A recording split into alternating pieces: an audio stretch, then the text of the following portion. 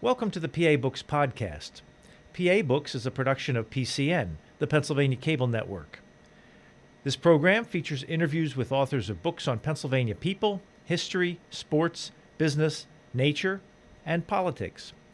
While the focus is always on Pennsylvania, topics like the Revolutionary War, the Battle of Gettysburg, the Industrial Revolution, the coal and steel industries, and authors like John Updike, David McCullough, and John Grogan have a universal appeal.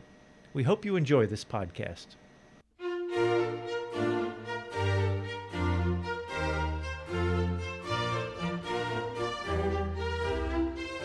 This week on PA Books, the author of Making Good Neighbors, Abigail Perkiss. Abigail Perkiss, author of Making Good Neighbors. What's so special about West Mount Airy? You want to write a book about it? West Mount Airy is one of the first and arguably most successfully racially integrated neighborhoods in the country. At a time in U.S. history when neighborhoods were rapidly transitioning from all white to all black, or some mix of that, Mount Airy residents sort of decided to try to protect the viability of the community by not giving into the notion of fight or flight, and instead welcoming in African-American homebuyers who were seeking to gain entry. When did this take place? Integration in Mount Airy started in sort of 1953-54 is when the concerted effort began. Post-World War II is when across the country we see this sort of contest over residential space beginning to emerge. Well, for people who don't know, where is Mount Airy?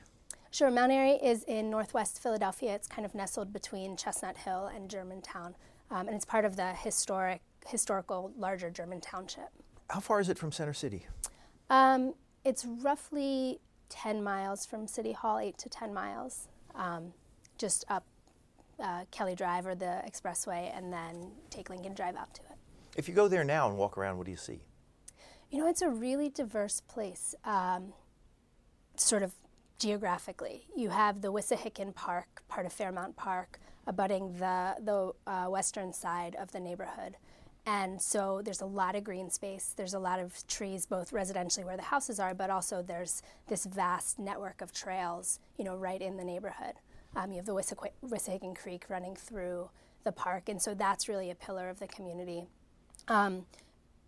The housing stock is really, really diverse in Mount Airy. You have everything from, you know, colonial and Revolutionary era farmhouses to some post-World War II, you know, modern construction. And that's actually one of the reasons that the neighborhood was that so many people wanted to stay there in the 50s, that you couldn't just sort of pick up the neighborhood and move it to the northeast or move it to the suburbs, because it was such a diverse place visually. There's sidewalks on all the streets.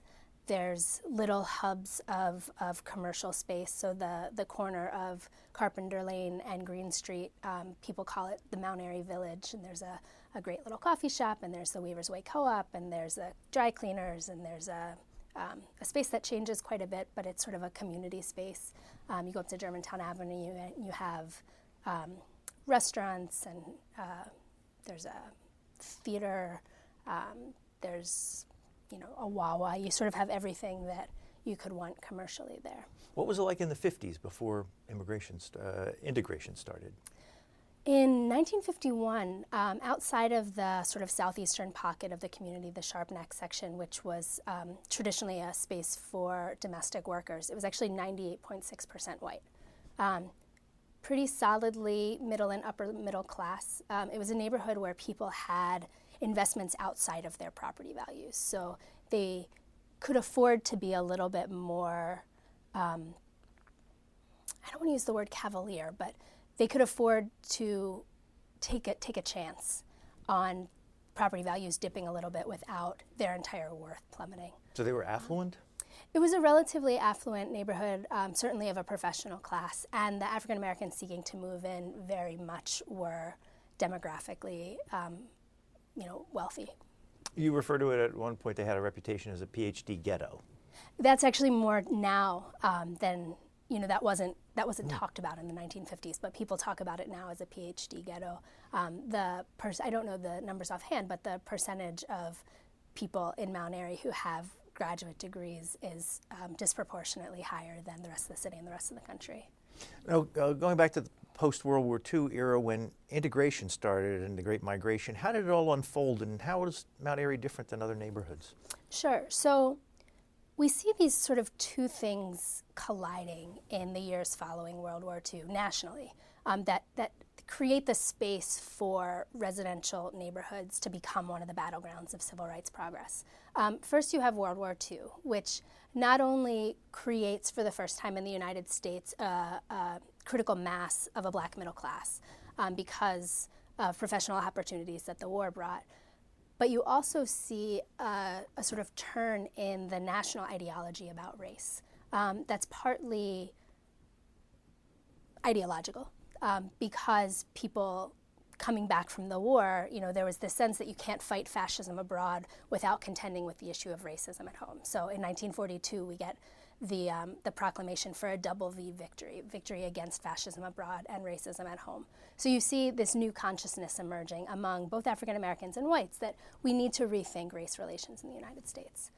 At the same time, sort of strategically and diplomatically, we have the emergence of the Cold War.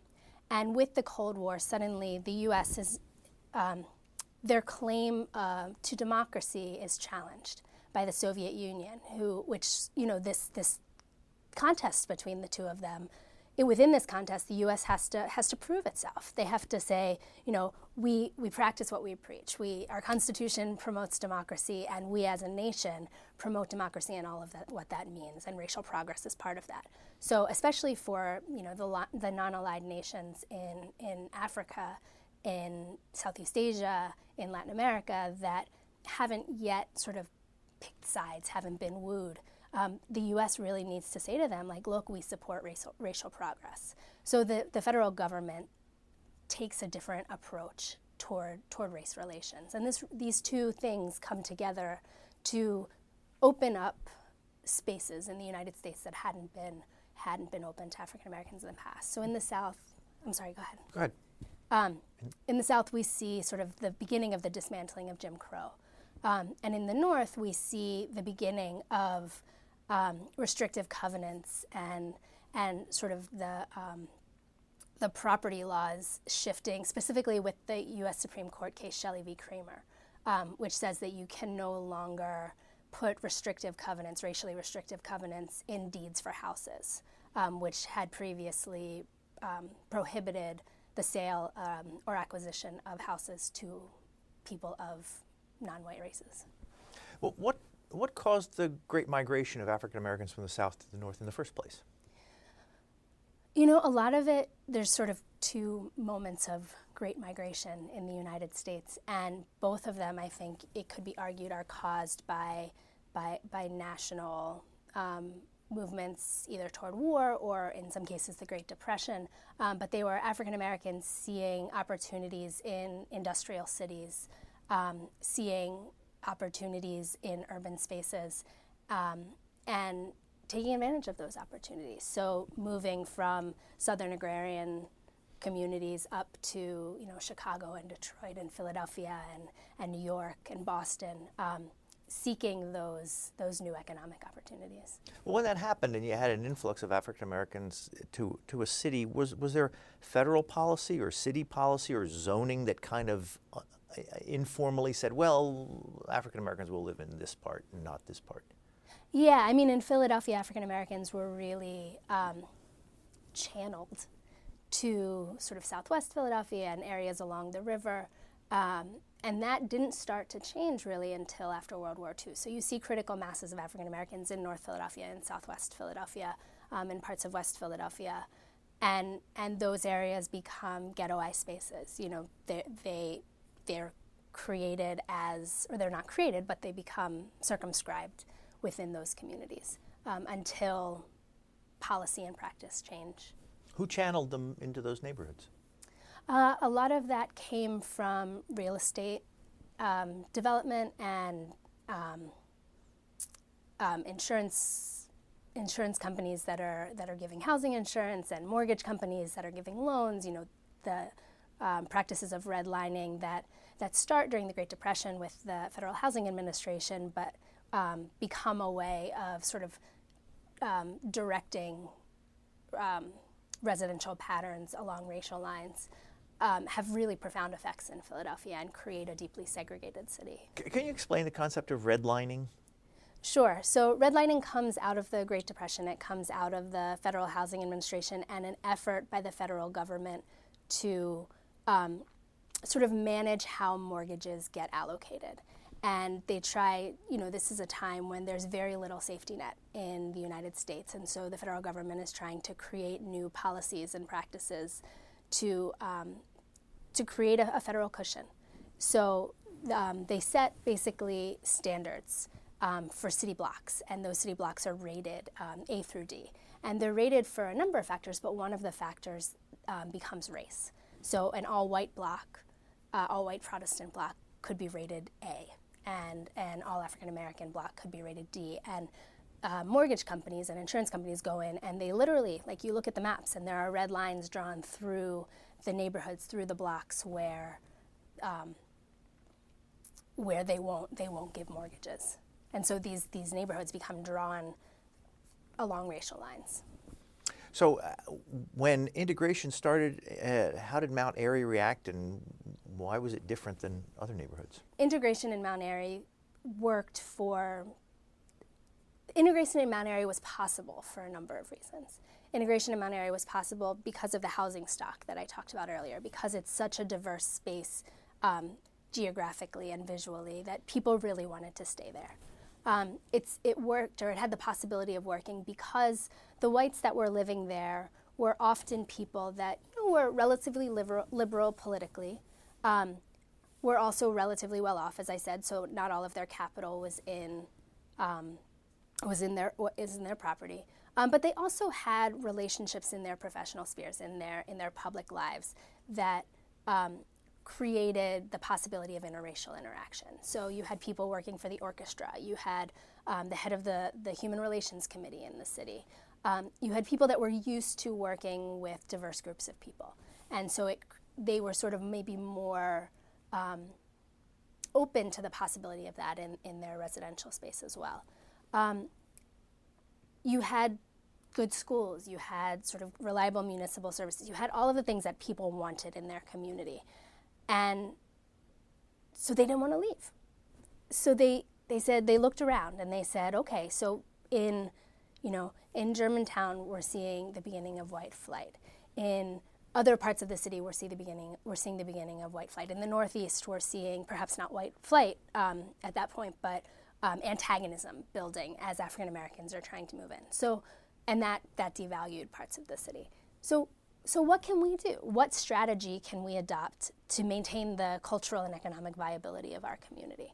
And in 1953, a group of residents and community leaders got together. Many of them were religious leaders and really relied on their acclaim and their religious communities for support.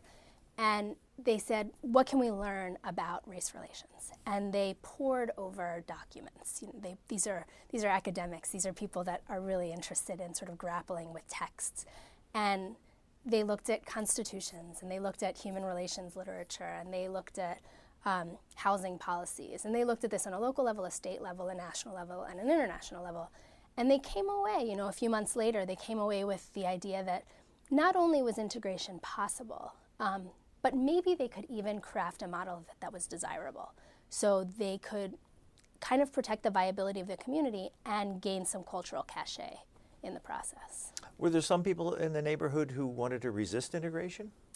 It's an interesting question as a historian, because the documents that are available are largely from the organizations that sprung out of these efforts to integrate. So, yes, I mean, there were. We have evidence of that in the Enquirer, in the Philadelphia Bulletin. We have evidence of that, and some in the Tribune. There's pockets of meeting minutes that say, there was this clash here, or this person was mad that, there's stories of an African-American person moving next door to somebody, and that person sort of shoots a hose, the white neighbor shoots their hose at the person's windows. Like little stories here and there. But for the most part, the story that the archives tell is not one of resistance. It's one of acceptance, and it's one of building collaboration. You don't have the stories of the people that left, and it's really hard to track those down. So we can see larger macro change within the community. We can see what parts of the neighborhood, where more houses went up for sale, who was buying those houses, but it's really hard to get the individual stories of the people that left. You say in here, for many of Mount Airy's white residents, living in an integrated community served to legitimate their identities as liberal urban Americans. Was some of it sort of showing off, look at how liberal I am? That's the argument that I'm making, yeah, that integration meant very different things for whites in the community than for blacks in the community. For whites, it was a strategy, as I said, but it was also a way for them to sort of profess their liberalness. It was a marketing technique. It was a way for them to be sort of these liberal, cosmopolitan Philadelphians while still, maintaining what they wanted their neighborhood to look like. So they were not willing to budge, especially in the 1950s, on the economic nature of the community. This was going to be an exclusive community by class. But they were able to do that in such a way that, as I said, sort of built up their cachet. Were houses in Mount Airy more expensive than houses in other neighborhoods, which might have excluded some house buyers? Houses were definitely more expensive in parts of Mount Airy, though perhaps less expensive than in some of the suburbs, though people were incentivized to move out to the suburbs because of tax breaks and those sorts of things. So African Americans could move into Mount Airy because there was housing stock that was available, because people had left, or because of everyday turnover. But it was certainly a more expensive part of the city than other parts of the city, yeah. And were there sections of Mount Airy that African Americans moved to and other sections that stayed white? So northwest Mount Airy, let me give you the geographic boundaries of Mount Airy. I don't have a map in front of me, but so as I said, Wissahickon, the park is the western boundary, and Germantown Avenue is the eastern boundary. And then to the north, Gresham Valley Road is the northern boundary, and Johnson Street is the south. And the areas closer to Gresham and closer to the park definitely stayed white and continue to be much more white than other parts of the neighborhood. The Pelham part of the neighborhood, which is sort of south and east, was the first area to integrate and was, even in Mount Airy, we had blockbusting and we had realtor steering, and African Americans tended to be steered toward the Pelham section of the neighborhood first, but that also continued through the 1960s and 70s. And so, in fact, that created more disruption, more panic, and that word might be a little bit hyperbolic, because I think panic. The relative panic in Mount Airy was less than in other parts of the city because of these concerted efforts, but there was certainly anxiety, specifically in the Pelham section, because African Americans were being funneled there. Well, what was going on in the immediate adjacent neighborhoods? Anything similar? It's an interesting question.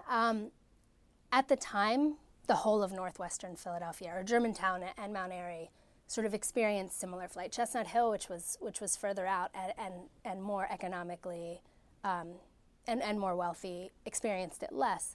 But once Mount Airy started organizing, it exacerbated the rates of change in other parts of the community. So by 1959, we get the creation of West Mount Airy Neighbors, which is the community organization of record there and continues to be today. And West Mount Airy Neighbors sort of staked its claim. The boundaries that I just gave you, those were codified by West Mount Airy Neighbors. And they said, great, we have this pocket, this is our community, this is what West Mount Airy is, and we're going to protect it. But we're not necessarily going to think about what's on the other side of Germantown, and we're not necessarily going to think about what's on the other side of Johnson. And if we have realtors in our boundaries that are being unscrupulous, then we're going to push them out, but they might move to East Mount Airy, or they might move to West Oak Lane, or they might move to Germantown. And so it, in fact, perpetuated and sped up the rate of transition in those other communities. So you mentioned the West Mount Airy Neighbors as having an integration agenda. Mm-hmm. How did they do that?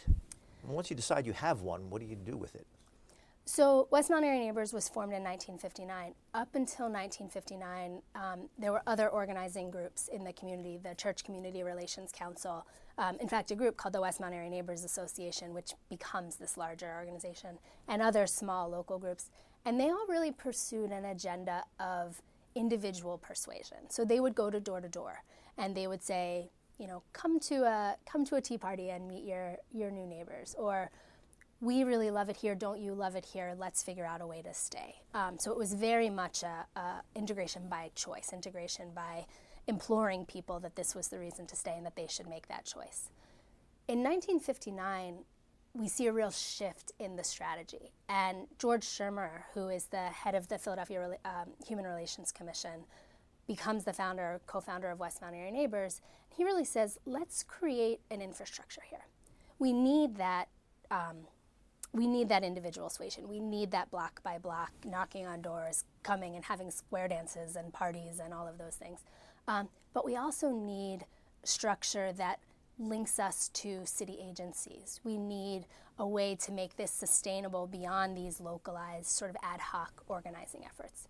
And he creates a system of what I call in the book grassroots moral liberalism, which really takes the spirit of the door-to-door organizing, but builds an infrastructure for it and connects it to the Human Relations Commission and connects it to the mayor's office and connects it to the school board and connects it to realtor associations and builds a sustainable structure that lasts certainly through the mid-1970s, and it starts to shift then, but the organization lasts, it still exists today. Was the city government helpful in this process? Or? It depends on what period you're talking about. The Clark administration, Clark hired Shermer. He brought him from Detroit, and he was a more reformist mayor in the city, and he really saw race relations as part of his agenda in the city. And so he certainly didn't stand in the way of what was happening in Mount Airy and supported Shermer, so sort of by extension supported the efforts going on there. Mayor Tate, who comes in, I think 2 mayors later, is far less supportive of what's happening in Mount Airy. And he and Shermer really do battle over the Human Relations Commission, but also sort of the state of race relations in the city. And Shermer ends up resigning from the Human Relations Commission under Tate, which has profound effects on Mount Airy because Shermer then takes off and heads to D.C. Oh, he left. He ultimately leaves, yeah. So city government, up and down. School board, in some ways more importantly, has an up and down relationship with what's happening in Mount Airy, but West Mount Airy Neighbors has a very firm hand in talking to the school board. They make sure that they have a strong ongoing relationship with them and that they are able to make their voices heard.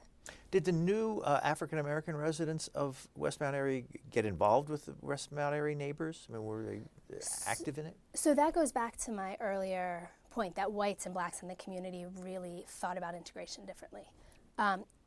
For the African-Americans moving into the community, certainly there was this notion of racial justice. Certainly there was an idea that living in an integrated space furthered the progress of race relations in the United States. But it was also a way to gain more reliable housing stock and safer streets and better schools and more reliable municipal services. So the material advantages that came with integrated living for African Americans was equally, if not more important than this abstract sense of racial justice. And that really influenced their role in the community. And I'm painting broad strokes here, but the archival research and the oral histories that I've done they fit that model, obviously with outliers. So did African Americans participate in West Mount Airy Neighbors? Yeah. By the early 60s, West Mount Airy is, I believe it's 15% African American, the neighborhood. And the membership of West Mount Airy Neighbors is relatively similar to that. By the early 60s, I believe, maybe a little bit later, we have the first black president of West Mount Airy Neighbors. So there are African Americans getting involved, but it remains a largely white organization, and organizing efforts in the community, certainly for social integration, remain largely white. African Americans, you see articles that talk about how African Americans don't really frequent the restaurants on Germantown Avenue because now they have these beautiful big kitchens and their beautiful big houses, and so they want to have friends over. They don't see the need to socialize with the white residents of the neighborhood. They tend to maintain church connections to their churches in North and West Philadelphia. So their social spaces don't necessarily change in the same way that their residential spaces change, and I think that reverberates outward into the community in terms of organizing. Well, this may be beyond the scope of your book, but Philadelphia had an African American population going back to the 1600s. Was there any problem with the mingling of the new migrants from the South, African Americans coming newly to Philadelphia versus the ones whose families had been here for hundreds of years? I can't speak to that sort of going back prior to the 1930s or so.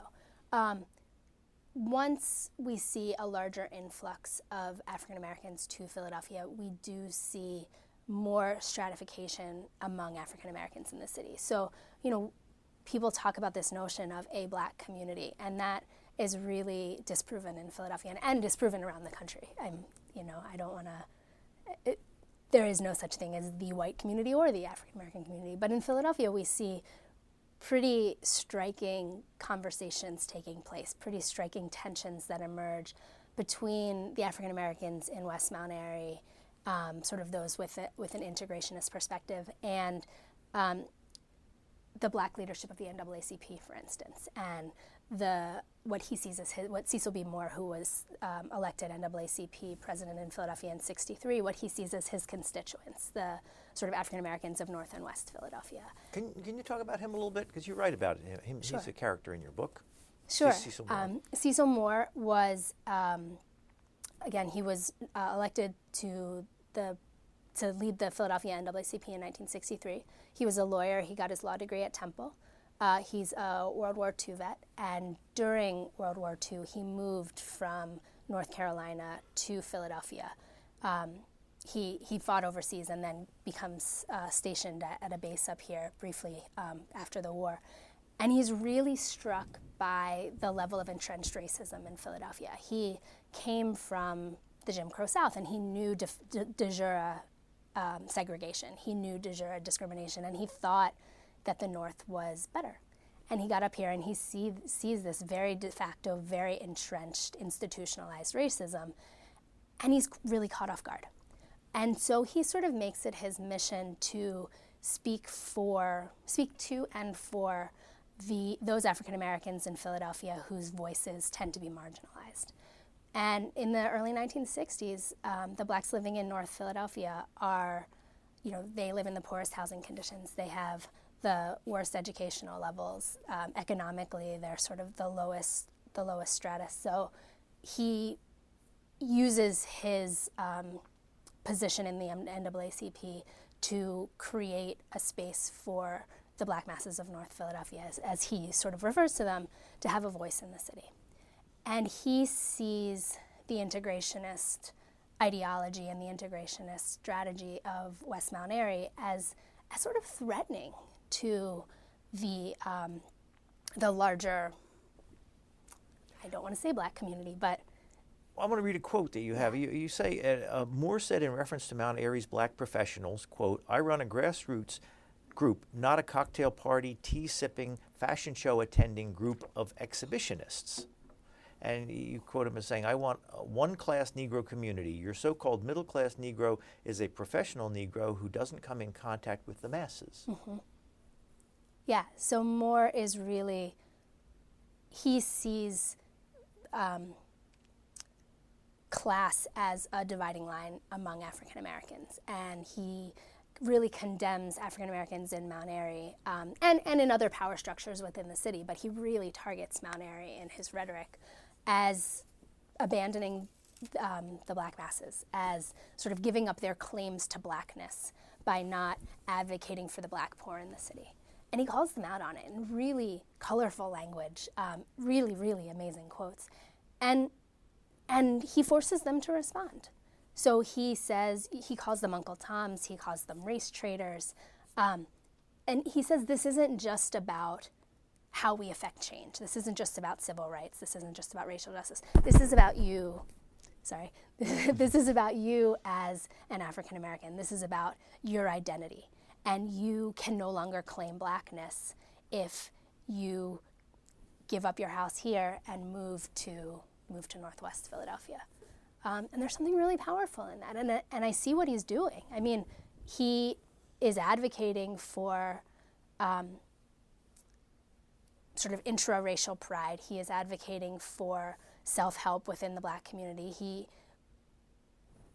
More is complicated because he also works with the city power structure, and he's also actually sort of behind the scenes really connected to many of the African Americans in Philadelphia. He buys his house in North Philly from Judge Raymond Alexander and his wife Sadie Alexander. Judge Alexander is,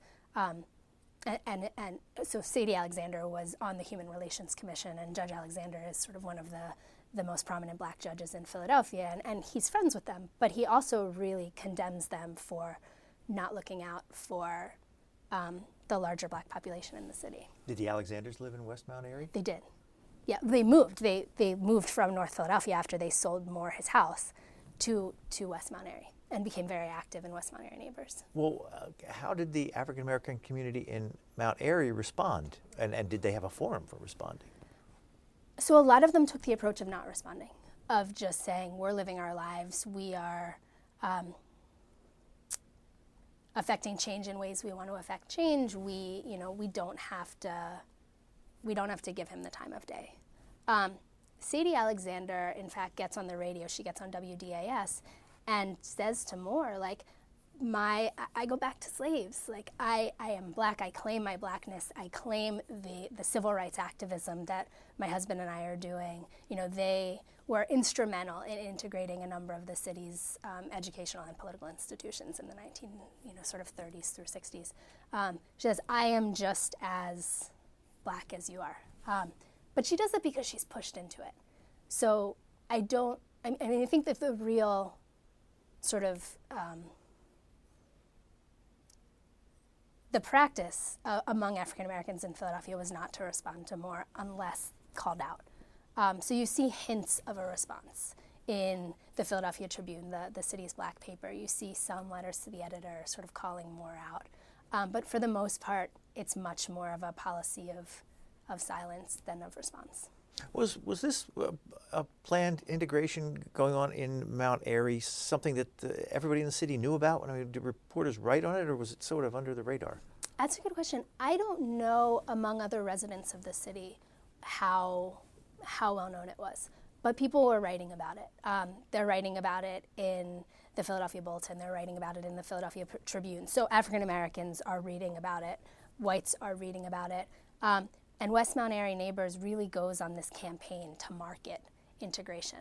So the Christians, they send out press releases to the Christian Science Monitor, to the New York Times, to McCall's, to a number of really, really renowned national publications who write big spreads on what's happening in Mount Airy. You mentioned a brochure that the West Mount Airy neighbors came up with. What was in the brochure, and what was the point of it? The brochure, the one you're referring to, I think, was the 1962 brochure that sort of circulated around the city. And it's interesting. It talks about Mount Airy as sort of this urban cosmopolitan place. It has all the cultural benefits of being in the city, but it also has this bucolic ideal. It has this green space. It has everything you might want by moving to the suburbs, right? I think they use the term right here in the city. And they don't talk about race. They don't talk about race in most of their promotional material. They talk about mutual benefit for everybody. They talk about all of the sort of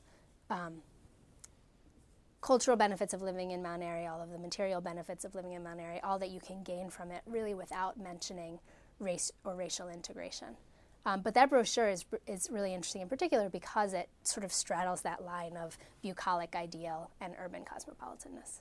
Where'd you find the brochure? Where'd you come across it? It was in the West Mount Airy Neighbors papers at the It was the Philadelphia Urban Archives. I think it's the Special Collections Resource Center now. It's at Temple. They have tens and tens of feet of archived material from West Mount Airy neighbors. It's a very rich archive. Oh, you refer also to the West Mount Airy Times Express newspaper. What was that? What's it like reading it? It's a newspaper that it ends up being a joint enterprise between West Mount Airy neighbors and East Mount Airy neighbors, which forms in 1965, I believe. And it's a local newspaper that is distributed throughout the two neighborhoods. And it is it's less of that marketing campaign because they're preaching to the choir. They're talking to locals, and it starts quite a bit later. It starts in the I believe mid to late 70s. I don't remember the exact date. But it's a community paper. Does it have substance in it, or is it mostly kind of fluff and?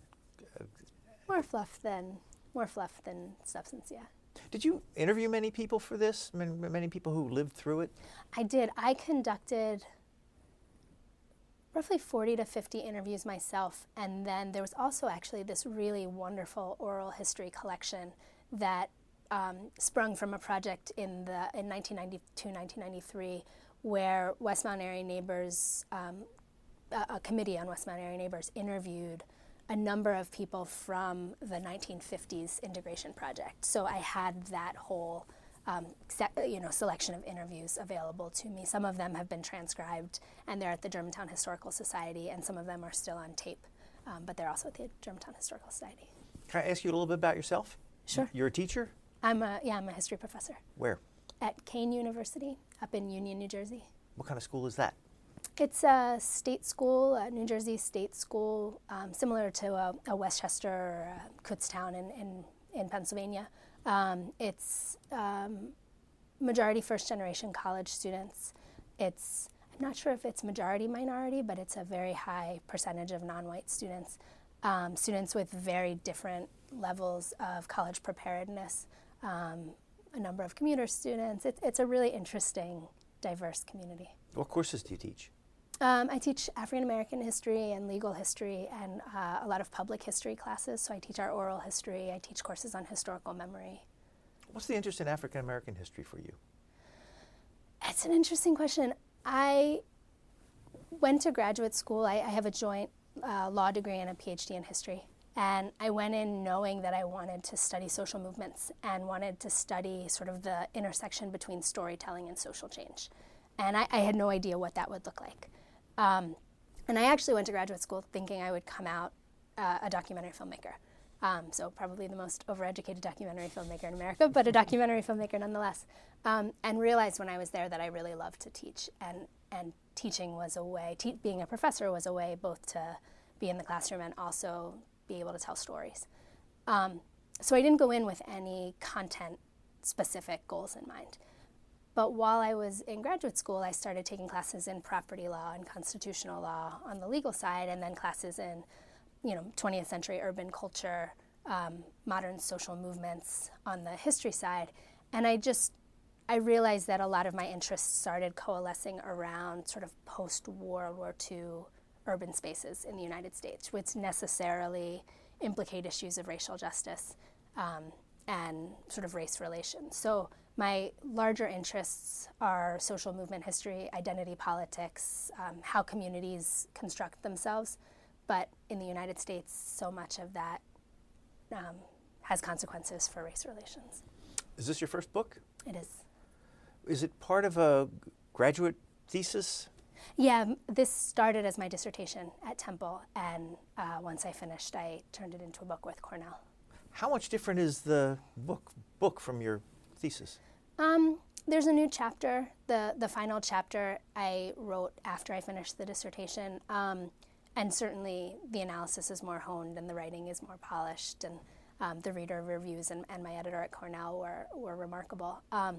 My dissertation advisor, David Farber, and the rest of my committee, they really encouraged me to write the dissertation as a book rather than as a thesis. Which worked really well for me because I really like to tell stories. So in terms of structure, it's not dramatically different, but in terms of content, there's definitely some additions. And in your spare time, you do endurance racing? I do. Can you explain what that is? Sure. I am a competitive adventure racer, which is a sport. It's a team sport, an athlon-style sport. So it combines trail running or trekking, mountain biking, and paddling of some form. It could be kayaking, it could be canoeing, and it's all done with map and compass navigation. So our races range from 6 hours, anywhere up to 10 days. The longest race that I've done is 5 days. And it's all done, the entire race is done as a team. So I race, there's about 10 people on the team that I race out of Philadelphia, but in any given race, there's 3 or 4 of us competing. What's a 5-day race like? How much time do you have? It's an amazing, intense, very intimate, very challenging, sort of spectacular wilderness experience. We did a 5-day race in Scotland 2 years ago, and over the course of the race, we slept for 6 hours. Total? Total. I think we had 2 2-hour blocks in the middle, and then the last night before we finished, we slept for an additional 2 hours. And the really amazing thing is the connection with your teammates. So, there's somebody on the team who navigates, so he or she does the maps and compass, and there's somebody on the team who may be in charge of logistics and sort of managing everybody, and there's another person on the team who makes sure that, is carrying all the heavy gear, and but you're only as good as your team dynamics. You're only as good as the weakest person on the team at any given moment. The really exceptional thing about adventure racing is at the premier level, all teams are co-ed. So there's a woman on all of the sort of top teams. So what do you do? I mean, when they bang the gun and say, "Okay, go," how do you proceed? It depends on the race. Usually what will happen is the race will be broken down into sections. So there may be a trekking section to start, and you'll get a map. And on that map, there will be a series of checkpoints, marked by circles. And those circles correspond in the woods to orienteering flags, which are sort of white and orange box flags. And your job is to go find them and then end up at another point where you might pick up your bikes, or you might get on the water and paddle for 20 miles, and then you transition to bike. But the whole thing is a point-to-point navigation challenge. What do you eat? A lot of really bad for you foods that you can never you can never eat as much as you're burning. So the goal is really to eat high calorie, high carb, high protein, high fat foods that will keep you going. Candy bars and energy bars that you carry with you? Yeah, we eat energy bars. We eat, I like peanut butter sandwiches on the race course, chips, candy, really anything that tastes good, which changes dramatically over the course of the race. You find that inevitably everything you have does not sound appealing 18 hours into a race. How often do you do this? It has changed a little bit. My husband and I race on a team together, which is... Can that be awkward? Yes. We actually, the first year and a half we raced together, we kind of called it marital counseling. We had to figure out how to work together on the race course in the same way we had figured out how to work together off the race course. Once we got it down, it's really wonderful. It's an amazing thing to be able to share with each other. That intimacy of the team experience is compounded when your partner's on the team. And you know each other so well that you know when the other person is struggling, or when they need a boost, and you can help each other out that way. Do you train for it, or you just have to stay in shape all the time? A combination of the two. We both train quite a bit individually. We have a 10-month-old daughter now, so that has changed a little bit our dynamics with racing. We do far less training together than we have in the past, and we're racing less. But my family lives right near us. So my parents are around the corner, my sister's a few blocks away, and they have been amazingly supportive in helping us with Zoe and allowing us to continue to race. So this summer we're actually doing a 7-day race in Alaska together, and my folks and sister are flying out with our daughter for the finish, and then we're all going to travel in Alaska together. Well, good luck. Thank you. Getting back to your book, as you looked at West Mount Airy as integrating a certain way, did you see other areas that were kind of the polar opposites that were doing it exactly wrong? What do you mean by exactly wrong? so it was disruptive as opposed to the way Mount Airy was trying to. I think for most neighborhoods, this was a reactive process. We had people moving into a community. We had realtors capitalizing on that through blockbusting practices and sort of trying to speed up the pace of change. And we had current residents reacting to that. So parts of the city transitioned from pretty much all white to all black in a matter of 3 years. But that wasn't just the residents on the ground. That was also sort of the policies and practices that were in place that incentivized moves to the suburbs, that incentivized selling your house to a realtor who would then go turn around and sell it to somebody else. So there were economic and legal and social practices in place that sort of set up this resegregation. Well, while this integration was going on in West Mount Airy, what was going on in the schools? The schools in West Mount Airy are a really interesting case. We see Henry School, which is at the middle of the integrated core in West Mount Airy, changing at a much more rapid pace than the neighborhood itself. And that's happening in part because of who's moving in. You get families with a number of young children moving in. But it's also happening because school district lines are being redrawn and catchment zones are being reconfigured. And you see an influx of students from largely Germantown coming into West Mount Airy schools. And as West Mount Airy neighbors sees it, really compromising the integrity of the schools and compromising the possibility of the integration project. So they do a number of things. Partly they go door to door and knock and tell people to send their kids to the schools. You have the principal. There's a new principal actually that West Mount Airy neighbors sort of gets put into place through relationships with the school board. And she starts calling white families in the neighborhood and saying, hey, come on over, I'll give you a tour. We can talk about what it might look like to have you send your kids here. West Mount Airy is also unique in that there are a wide range of private and parochial school options very, very close by. So you see a real uptick in parents sending their kids to Germantown Friends School and Chestnut Hill Academy and Springside and Norwood Academy, a Catholic school. The increase of 19119 zip codes on their rosters from the mid-50s to the mid-70s is very, very striking. So were the liberal parents of Mount Airy taking their kids out of the public schools? Yeah, so in a lot of ways, residential integration Mount Airy worked because parents were able to withdraw from the question of schools. If they didn't have to focus on Henry School, if they could send their kids to GFS, if they could send their kids to Chestnut Hill, then residential integration could be preserved. Wasn't that kind of counter to what they were trying to do in the neighborhood? A lot of people argued that it was. Other people made the statement that, I don't want to turn my kid into a social experiment. I feel comfortable when I can control what's happening. And residentially, in some ways, they did have control. The city,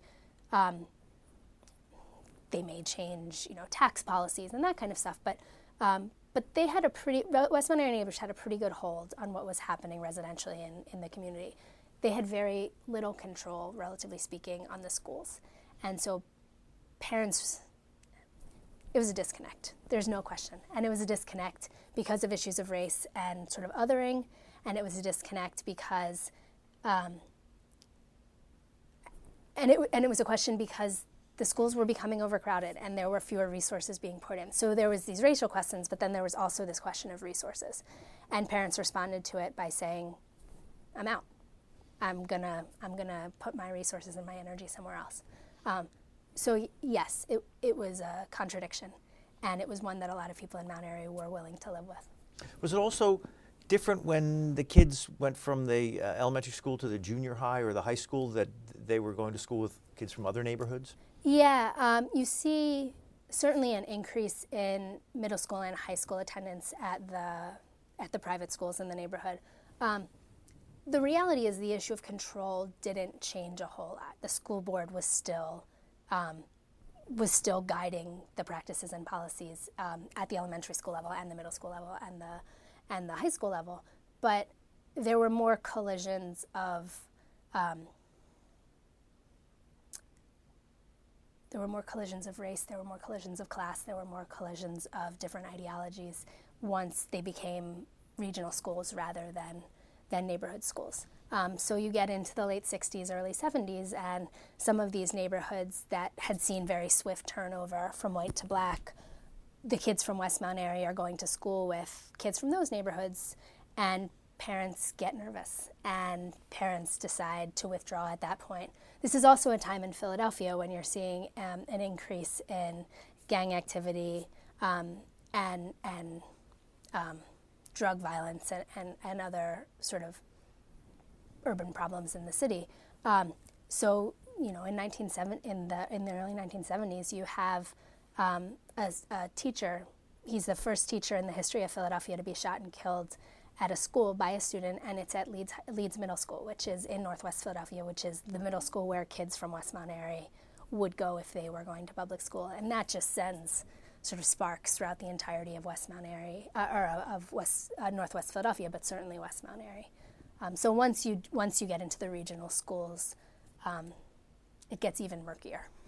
Oh, and you mentioned the drugs and gangs problems that started emerging. Did that seep into West Mount Airy? It did. These were national issues with deindustrialization and changing federal resources. These were state issues, these were citywide issues, and they did have impacts on West Mount Airy. You see pretty significant percentage-wise increase, very significant percentage-wise increases in crime in the city in the early to mid-70s. You see more housing turnover starting. You also see more conflicts among residents over how to respond to that. Because when things are good, it's relatively easy to remain calm. But when there's things to respond to, people have different ways of reacting. Did you start getting the impression that people thought, well, this didn't work? We tried to integrate this way and it didn't work. I think that people started to see the limits of integration, especially in the early 70s. And they started to see the hierarchy of leadership that still existed in the community and the hierarchy of representation. And there were African Americans who lived in the southeastern corner of the neighborhood who really said, West Mount Airy neighbors should just say that they just focus on the area west of Lincoln Drive because they don't care about us. And we feel really marginalized, and we don't feel like we have a voice in the community. That's areas within West Mount Airy? Within West Mount Airy. You see the response from West Mount Airy neighbors to some of these issues of crime is to really condemn Frank Rizzo and the police force and sort of the police brutality that's taking place in the city without getting at the underlying issues of crime. And so you see other residents in the community come in and say, okay, those are problems and we need to deal with them, but in order for our streets to remain safe, we need to do something about that here, and maybe we even need to work with the police force a little bit. So you start to see real clashes within the community over how to deal with the issues of crime. No, we didn't mention Frank Rizzo, who's a character in your book. Yeah. Did he have any influence, or was he a force in this one way or the other? I mean, he's certainly a force in Philadelphia, and he becomes a force nationally in the issues of sort of law and order, policing. His relationship with West Mount Airy tends to be relatively confrontational in that residents of West Mount Airy neighbors condemns him, censures him for his policies. He actually lived in Northwest Philadelphia, in West Oak Lane during this time. So there's some interesting sort of residential versus professional issues that emerge, but he really is villainized by West Mount Airy neighbors, but I don't see much of his response back. You also say at some point there's an increase in gay population in West Mount Airy. When did that start, and when did it start becoming acceptable? Well, we see a gay population in West Mount Airy. I mean, there's oral histories and there's archival evidence of a sort of critical mass gay population in West Mount Airy from the early 1950s, I believe, and it may have been back even further, but the research I had started in the 50s and 60s. In the mid-70s, we see a real shift in the strategy that West Mount Airy Neighbors deploys in sort of creating community cohesion. And so they start to shift. And this actually comes in part out of the tensions over Rizzo and crime in the neighborhood.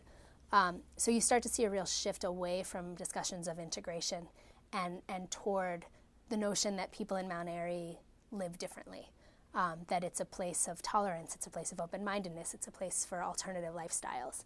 And I think that the movement of gay and lesbian families to West Mount Airy in part is fostered by that, and in part coincides with that. You had Powelton Village and Germantown and other parts of West Philly that had been real hotbeds of activism in general in the 60s and 70s, and had large gay populations.